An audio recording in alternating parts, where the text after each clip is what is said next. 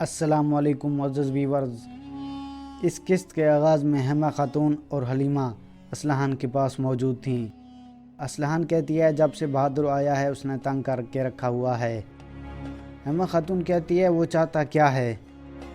اسلحان کہتی ہے وہ جرگہ بلانا چاہتا ہے اور جرگے کے بل بوتے پر ہمارے علاقے کا سردار بننا چاہتا ہے، لیکن میں علیار کے مقصد کی حفاظت کرنا چاہتی ہوں۔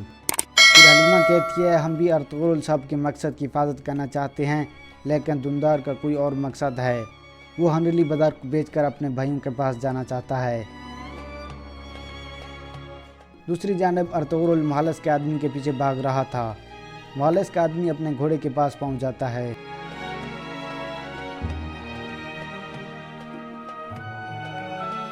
اس کے بعد ارطغرل اسے پوچھتا ہے بتاؤ مہالس کس کے لیے کام کرتا ہے؟ وہ آدمی کہتا ہے رکو بتاتا ہوں میں۔ پھر اچانک وہ ارطغرل پر حملہ کرتا ہے۔ ارطغرل اسے مارنا شروع کر دیتا ہے۔ پھر وہیں کچھ تیر انداز پہنچ جاتے ہیں۔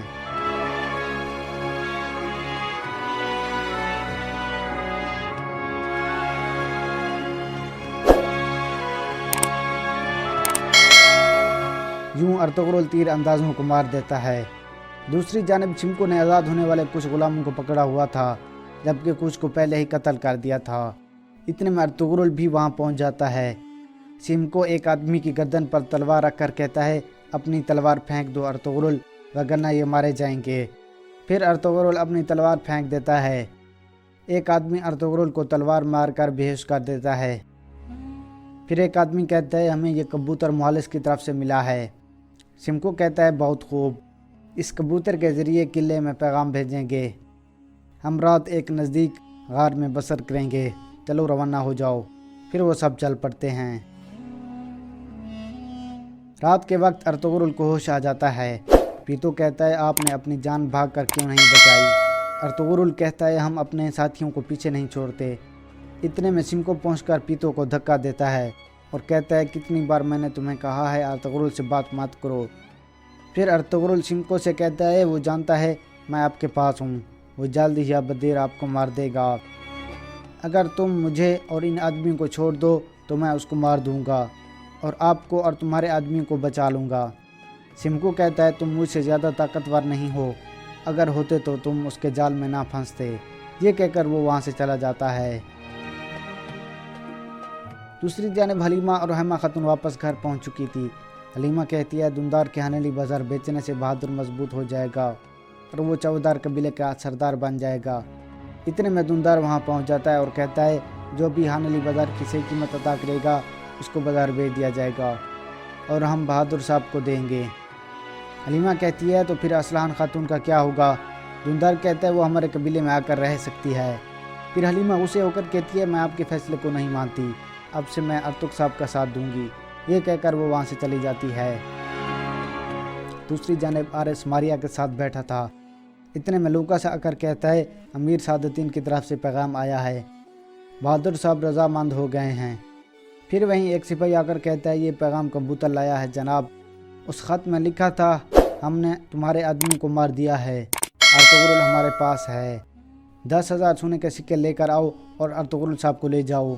خط پڑھنے کے بعد آرس سپاہی کو کہتا ہے جاؤ اور ان صاحب کو مار دو۔ دوسری جانب رات کے وقت حکیم ارطغرل اور حلیمہ خاتون بامسی کے خیمے میں پہنچ جاتے ہیں۔ حکیم ارطغرل کہتا ہے دندار صاحب ہنرلی بازار کو بیچ کر یہاں سے جانا چاہتا ہے اور ارطغرل کے مقصد کو بھلا کر اپنے بھائیوں کے پاس جانا چاہتا ہے۔ ہم چاہتے ہیں کہ آپ ہمارا ساتھ دو اور ان کو جانے سے روکیں۔ بامسی کہتا ہے ہر چیز بھلائی جا سکتی ہے لیکن ارطغرل کا مقصد نہیں بھلایا جا سکتا۔ میں آپ کے ساتھ اور ہر کام کے لیے تیار ہوں۔ مرکزی خیمے میں دندار نے بھی کچھ سرداروں کو بلایا ہوا تھا اور کہتا ہے حکیم ارطغرل آرام سے نہیں بیٹھے گا، وہ ہر کسی کو اپنے ساتھ ملانے کی کوشش کرے گا۔ ہم بھی ہر کسی کے پاس جائیں گے، بازار بیچنے کے بعد جو بھی سونا ملے گا اسے قبیلے کی بھلائی کے لیے خرچ کریں گے۔ دوسری جانب ماریا کو ہوش آ جاتا ہے۔ آرس ماریا کے پاس آ کر کہتا ہے اب مجھے سچ بتاؤ یا پھر تم آخری بار بتاؤ گی، تم مجھے سچ بتاؤ تاکہ میں تمہیں معاف کر دوں۔ ماریا کہتی ہے سب کچھ میں نے انتھیوس کے کہنے پر کیا ہے، انتھیوس نے میرے بھائی کو پکڑا ہوا تھا، اس وجہ سے میں مجبور تھی۔ آرس کہتا ہے تو تم نے مجھ سے غداری کی، मारिया कहती है मैंने भाई की वजह से ऐसा किया। आरएस पूछता है मैं तुम्हें कुछ नहीं होने दूंगा, बताओ मुझे अंथियोस कहाँ है। दूसरी तरफ तुर्गुत अपने कबीले की तरफ रवाना था।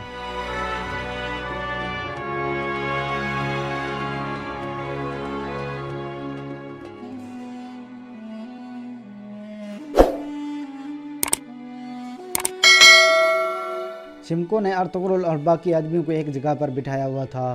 सिमको के कुछ और आदमी भी वहां पहुंच जाते हैं। पीतू कहता है मजीद सिमको के आदमी भी आ गए हैं, अब हम यहां से भाग नहीं सकते। अर्तुगरुल कहता है मायूसी गुनाह है, अल्लाह पर हमें भरोसा है, वो हमें आज़ाद करवाएगा। फिर अर्तुगरुल कहता है बाकी आदमियों को बता दो, अब हम एक आखिरी बार लड़ाई करेंगे। फिर सिमको अपने आदमियों से कहता है चलो गुलामों को खड़ा करो, अब हम जा रहे हैं। फिर वो सब आगे बढ़ने लग जाते हैं।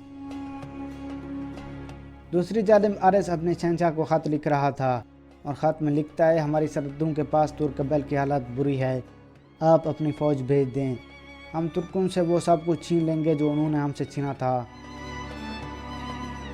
कई कबीले में जिरगे से पहले तुर्गुत और बाकी सिपाही जंग से वापस लौट आए थे। सब लोग उनको देखकर खुश हो जाते हैं। वो सब अपने घोड़ों से उतरकर अपने प्यारों से मिलते हैं। फिर तुर्गुत कहता है हमने सुल्तान के हुक्म को पूरा किया है और अब वापस आ गए हैं। फिर तुर्गुत पूछता है ये जिरगे के सरदार क्यों खड़े हैं वालदा। हलीमा कहती है नए सरदार के लिए जिरगा बुला रहे हैं। यह सुनकर तुर्गुत हैरान हो जाता है। हेमा खातून कहती है हम अंदर चलकर इस बारे में बात करते हैं।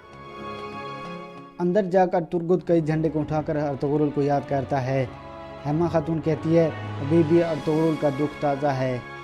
हलीमा कहती है इतना ताज़ा है कि दुंदार साहब हानेली बाज़ार को बेचकर वापस अपने भाइयों के पास जाना चाहते हैं। ये बात सुनकर तुर्गुत चौंक जाता है और कहता है वालदा और दुंदार साहब क्या ये सच है। दुंदार कहता है बाज़ार को बेचकर हम मुतहद होना चाहते हैं। तुर्गुत कहता है हम कई साल अर्तुगरुल के साथ रहे हैं और कई जंगें लड़ी हैं, क्या ऐसा करना उसके मकसद के ख़िलाफ़ गद्दारी नहीं है। बामशी कहता है भाई यकीनन गद्दारी है।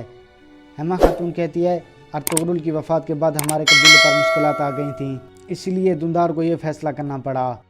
अर्तुग साहब इस फैसले के ख़िलाफ़ हैं और ख़ुद सरदार बनना चाहते हैं। हलीमा कहती है असलान भी अब मुश्किल में है, उसका चचा बहादुर आ गया है, अब वो सरदार बनना चाहता है। तुर्गुत कहता है वो कैसा आदमी है अर्तुग साहब। अर्तुग कहता है बिल्कुल ओराल की तरह। तुर्गुत कहता है हमारे सिपाही अभी अभी जंग से वापस लौटे हैं और कुछ शहीद भी हो गए हैं, अगर मुनासिब समझें तो इस जिरगे को कल मुनक्कद कराएं। ये बात सुनकर सब रजामंद हो जाते हैं। तुर्गुत कहता है अब मुझे चौधार कबीले जाना होगा, उनके कुछ सिपाही शहीद हुए थे, उनके ख़ानदान से जाकर मुझे मिलना होगा। ये कहकर तुर्गुत वहाँ से चला जाता है और ये किस्त यहाँ ख़त्म हो जाती है।